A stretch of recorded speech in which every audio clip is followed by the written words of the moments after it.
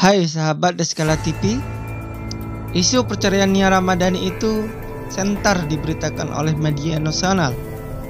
Akan tetapi saat diwawancarai wartawan, pesinetron Nia Ramadhani membantah kabar yang menyebutnya menggugat cerai Ardi Bakri.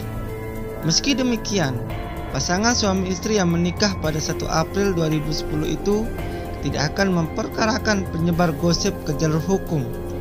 Nia menyampaikan bantahan itu melalui asistennya, Tresa Winatan.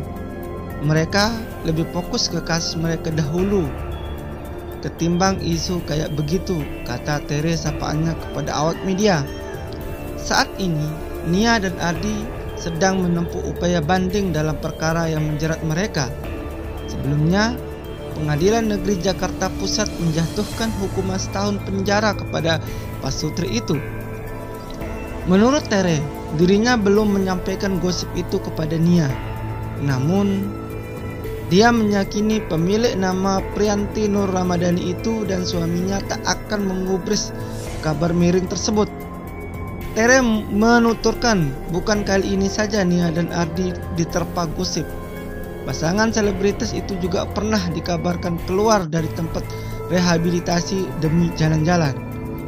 Tere menuturkan, bukan kali ini saja dia dan Ardi diterpa gosip.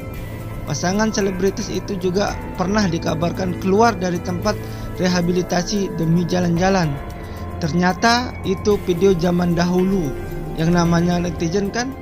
Ya, ucap Tere.